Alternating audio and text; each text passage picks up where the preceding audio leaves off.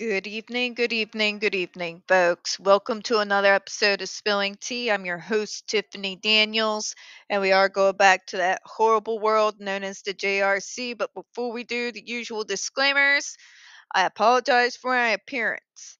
I literally just got off the phones, and if I look slightly frazzled, I have had all the dumb today. But it's your website. You should know this thing for 101.99 whose name I don't know and SKU number I don't even know to look for. Send help. Yeah, send help. Please. All right. If you are unfamiliar with the Stop the Shocks campaign or the campaign for the troubled teen industry, you're going to find all the pertinent links right there in the description box. Please, in particular, take note of the article written by NeuroClastic, a small non for profit started by autistics for autistics. In it, they interviewed over 900 ABA professionals in regards to the JRC's so called, hold up, I gotta do the hand thing, sorry, so called behavior modification therapy. The JRC felt so threatened by this particular article that they threatened NeuroClastic with a defamation lawsuit if they did not remove it from the website. NeuroClastic refused, so you know the drill, folks. Please read that article and share on all your social media. Also included in there is NeuroClastic's public statement regards to the defamation lawsuit threat, as well as a link to their GoFundMe. We are crowdfunding just in case the JRC ever does actually see through with their threat. Trigger warning, folks, when we discuss places like the Judge Rotenberg Educational Center and Agape Boarding School for Boys, pardon me, you're going to hear vivid descriptions of and catch clips of surveillance footage of people with mental health issues and disabled people being tortured and abused. If you got young children present, please use your headphones. This channel is marked not for kids for a reason. We use profanity on occasion and speak on dark subjects. If your child is 16 and younger and they are watching this, very obviously parental supervision is advised, all right? Now I'm going to take you back to the last video because what we have here is the JRC Kool-Aid drinking parent with their comment trying to say that being stuck 24/7 on a human shock collar is obviously not enough to cause PTSD, and they're supposed to show anxiety because that's the therapy. You're almost there, Karen. You're almost there. You can do it.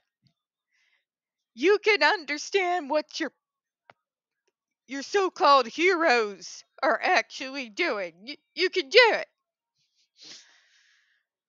Sorry, folks. Yeah.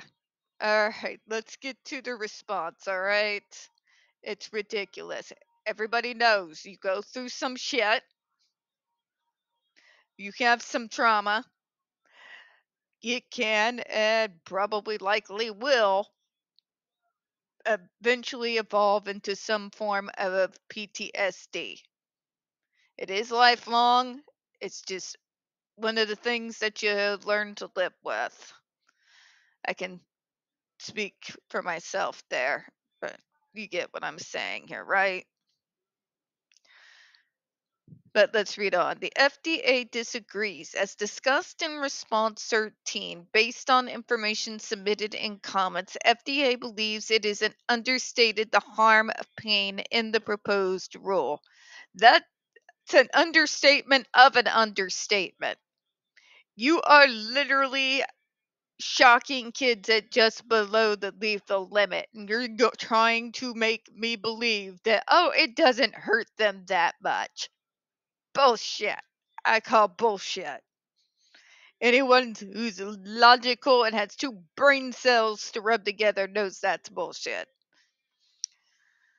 For example, one clinician, Dr. Edwin Michelson, testified in Massachusetts, hearing that the shock was excruciatingly painful and should not be used on humans, that it was unconscionable. literally by every single other medical doctor on planet Earth. That includes those gritty fuckers who are just in it for the money, okay? Even they have a line they apparently will not cross. And that it prompted the doctor to resign from the level 3 certification team. Good. Looks like somebody had a conscience. It's a freaking unicorn. Another clinician, Dr. James McCracken, stated that this shock is intense. It's not a simple tickle or a buzz. It is frightening, which you can very obviously see if you watch the Andre McCollins video that we have linked in the description box. You can hear and see with your own eyes what this thing actually does and what they use it for.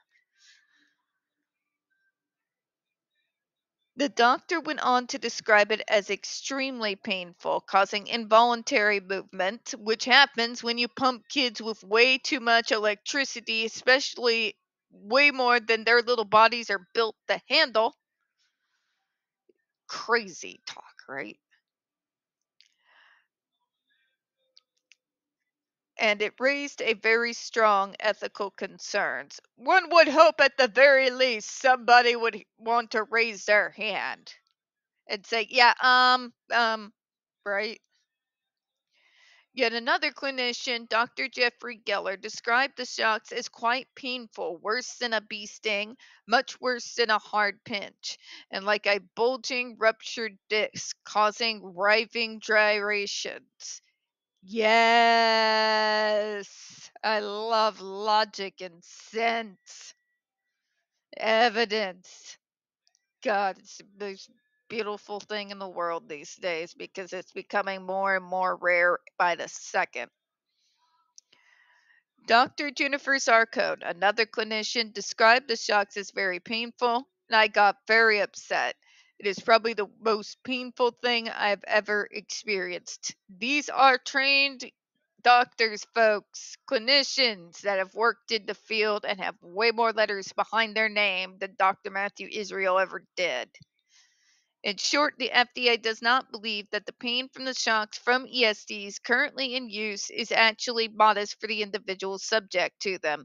If you can do what we do on this channel and multiple other channels like it, is compare it to the police taser that is designed and made to drop a 250-pound man hyped up on PCP, okay?